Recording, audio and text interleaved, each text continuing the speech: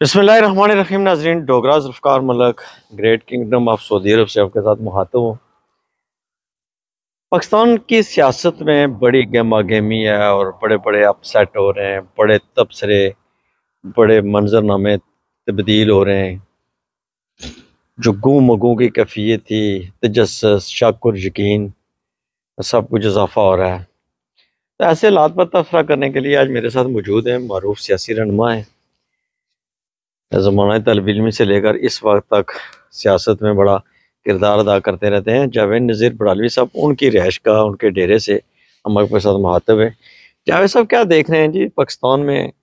کیا تبدیلیاں؟ کل ہم دیکھ رہے تھے کہ پی ٹی آئی بالکل دیوار کے ساتھ لگی ہوئی تھی، آج ہم دیکھ رہے ہیں کہ پی ٹی آئی پھر منظرنامے میں مرکز میں نظر آ رہی ہے۔ اصل ڈوگرا صاحب، جو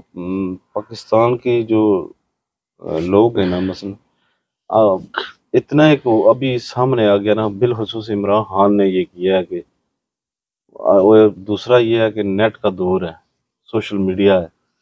ہر بندے کو پتہ ہے۔ آپ دیکھیں اس سے مشکل کیا ہوگا کہ ایک بندے سے اس کا جو ہے وہ لے لیا ہے، انتخابی نشانی لے لیا ہے، اس کے باوجود لوگوں نے کس طرح کوئی جلسہ نہیں کرنے دیا، کوئی میٹنگ نہیں ہو سکی، مثلا کسی بندے کو باہر نہیں نکلنے دیا لوگوں نے۔ یہ جو میری معلومات ہے نا، ہمارے پاس بھی بہت ساری لیبر ہے، وہ مجھے اسی ٹائم صبح ہی جو ہے نا، کیونکہ ہمارے پاس مختلف جگہوں کی لیبر ہے نا، گروپ بنے ہوئے ہیں، تو ان میں آنا شروع ہو گئی جی کہ اس پولنگ سٹیشن پہ یہ ہو رہا ہے، اس پولنگ سٹیشن پہ یہ ہو رہا ہے، ٹھیک ہے نا۔ مثلا صبح کئی جگہ پہ ان کا نیٹ ورک تھا، یہ نہیں تھا کہ کس جگہ پہ ان کا نیٹ ورک انہوں نے جس طرح بھی تھا، لیکن ایک واٹس ایپ گروپ چل رہا تھا اس ٹائم بھی۔ تو میں نے دیکھا کہ اتنی تعداد میں لوگ نکلے۔ حقیقت میں یہ ہے کہ جو پاکستان میں جو نون لیگ کے، جو میں سمجھتا ہوں نا، نون لیگ کے لوگ نکلے ہی نہیں۔ یہ جتنے لوگ نکلے نا، پی ٹی آئی کے لوگ نکلے، بہت سارے دوستوں نے بتایا کہ جو پاکستان سے کہ نون لیگ کے کیمپ ہی خالی تھے، ان میں لوگ گئے ہی نہیں ووٹ دینے کے لیے۔ لوگ سمجھتے ہیں جی کہ لوگ ابھی سمجھ بھی گئے، یہ اتنے جھوٹ بولتی ہے یہ مریم اورنگزیب ڈیلی، اس کو کوئی سنتا ہی نہیں ہے۔ جب یہ آتی ہے ٹیلی ویژن پہ، میں سمجھتا ہوں کہ سارے لوگ چینل چینج کرنا شروع کر دیتے ہیں۔ 2-3 بندے ہیں، وہ پتہ نہیں ابھی تک لوگوں کو پاگل سمجھ رہے ہیں، پاکستانی عوام کو نا بالکل وہ سمجھ رہے ہیں کہ یہ کوئی 70-75 کا دور ہے۔ ایسا نہیں ہے، اب ہر بندے کے پاس ایک ایویڈنس موجود ہے۔ اور رہتی کسر کمشنر کے سٹیٹمنٹ نے نکال دی، رہتی جو کسر تھی نا، اس نے تو جو کمشنر کو یہ بالکل اس کو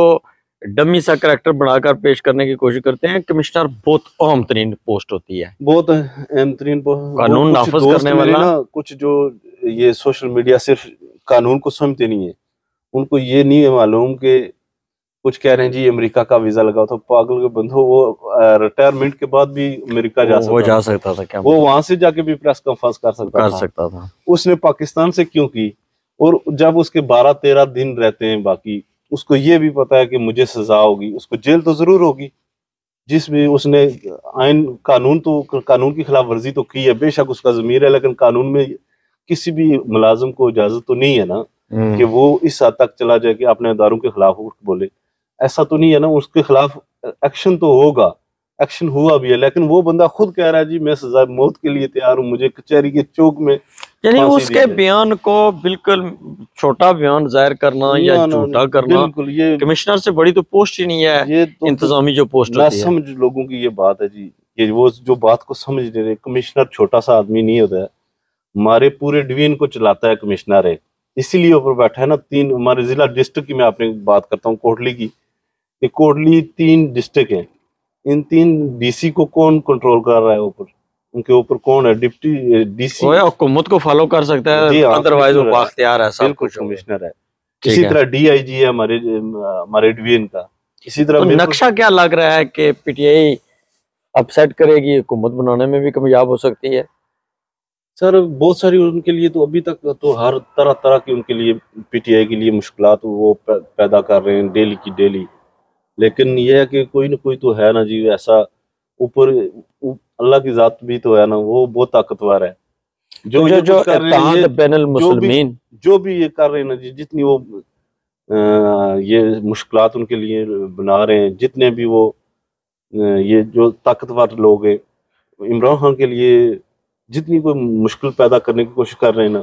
یقین کریں اتنے ہی بلنڈر کرتے جا یہ رہے ہیں۔ اتحاد بین المسلمین سے اتحاد والا جو چھکا لگایا ہے، اس سے کیا کہتے ہیں کہ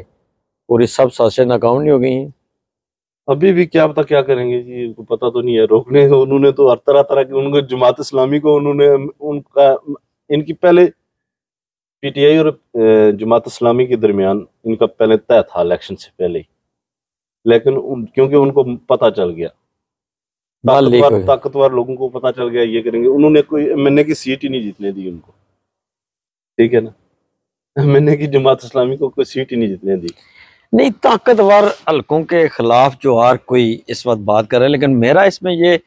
ماننا ہے جی کہ طاقتور حلقے اس بات پر کنونس ہیں کہ جو پولیٹیشنز ہیں وہ قابل اعتبار ہی نہیں ہیں، وہ کسی بات پہ غداری کر سکتے ہیں، اور جو پولیٹیشنز کا کردار ہے وہ بھی اگر ہم غور سے دیکھیں تو وہ بھی مشکوک ہے۔ یہ تو کوئی بھی راز بھیج سکتے ہیں، کہیں یہ طاقتور حلقوں کی درست پلانی نہیں ہے۔ آزاد کشمیر میں کیا دیکھ رہے ہیں، وہاں پر کنگز پارٹی کے لیے بڑا کام ہوا ہے، انوار اللہ کی قیادت میں ایک نئی رولنگ پارٹی بنانے کی کوئی میں چاہتا ہوں جی، میں بھی یہ چاہتا ہوں کہ جو حالات پاکستان میں چل رہے ہیں نا سیاسی جماعتوں کے، کہ نون لیگ، پیپلز پارٹی، ان کی کچھ نظریات نہیں رہے لوگوں کی، ٹھیک ہے نا، ہم لوگوں کو بھی آزاد ایک نا آزاد کشمیر کے اندر آزاد کشمیر کی جماعت ہونی چاہیے،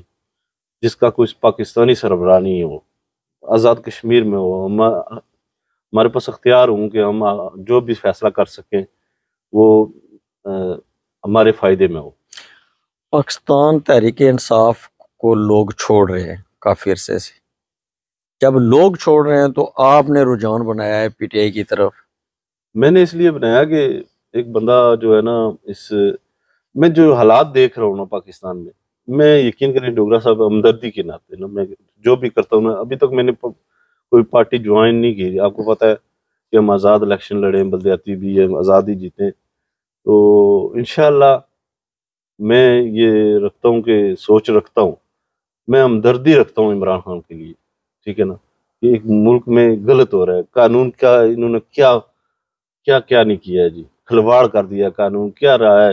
نواز شریف کے لیے انہوں نے کیا نہیں کیا، اس کی رائے ہموار کرنے کے لیے کر دی، اگر نواز شریف کے لیے کی ہیں تو باقی جو لوگ ہیں جو بیرون ملک میں ان کو ویسے جلا وطن ہوئے ہیں،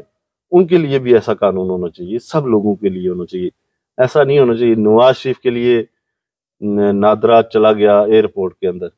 کیا رہا قانون، اسحاق ڈار کو اٹھانے کے لیے جناب ایئر فورس کا